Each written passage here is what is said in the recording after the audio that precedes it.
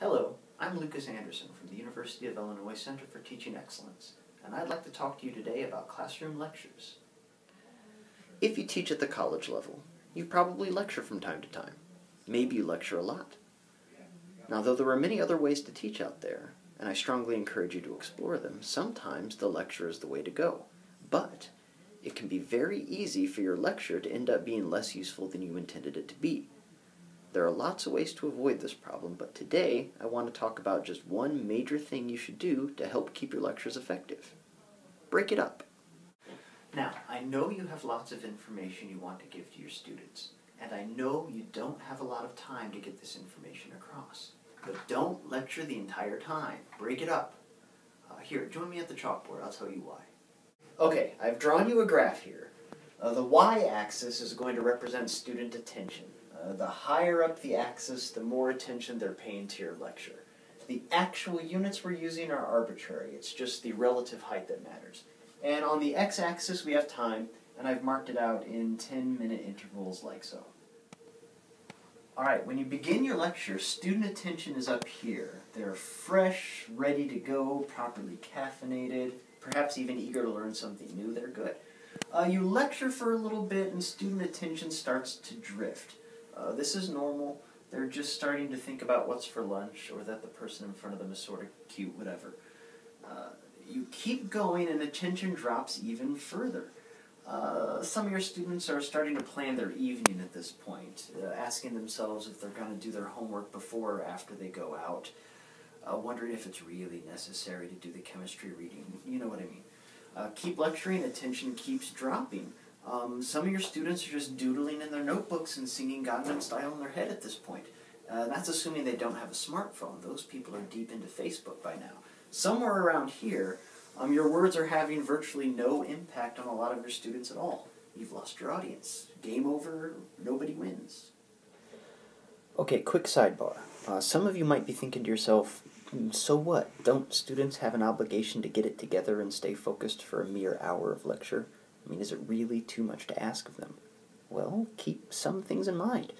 Your students are young, most of them, and they're human. They're just not equipped to remain on the razor's edge of attentiveness and synthesize a great deal of complex information without being given the opportunity to discuss, work with, or reflect on the information being given to them. Plus, they've got other classes they've got to go to that day, or maybe have already gone to that day. You may not be getting them at their peak.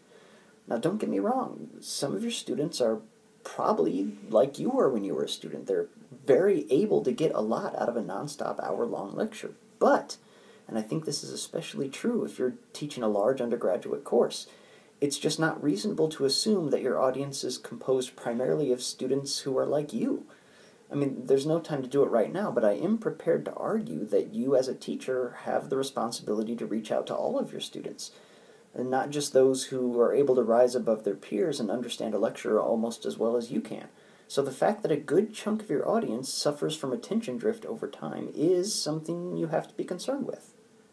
Okay, sidebar/sermon over. Okay, so student attention starts to wane as time goes by. What do you do about it? You break it up. You break up your lecture. Somewhere around here, 10 to 15 minutes in, you stop lecturing for a little bit and engage your students in something else. It could be a small group activity, a 1-minute writing assignment. You can show a short film on the subject. Engage in a brief Q&A, and I mean a real Q&A session. Don't just ask your students if they have any questions. Any questions is code for I'm done talking about this stuff and I'm going to talk about some other stuff. And it doesn't usually generate the kind of Q&A you need for this purpose. It's probably best to have some very specific prompts ready to get discussion going. In any event, there's lots and lots of stuff you can do right here to recapture student attention and bring it back up to the fresh and eager level at which they started, or close, and keep going. Of course, 10 to 15 minutes later, you're going to have to do it again, and so on.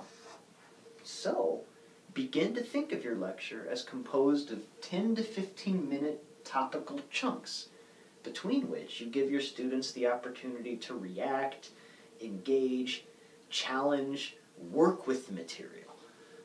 They'll learn more, they'll like you more for it, And you're going to greatly increase the chance that they remember and are able to use the material from your lecture. I call that a win-win, epic win scenario. So, break it up. For more information about this and other teaching topics, visit our website at cte.illinois.edu. If you teach at the University of Illinois, you can schedule a consultation with me or one of my Sharp as a Tack colleagues by sending an email to cte@illinois.edu. This is Lucas Anderson. Teach well.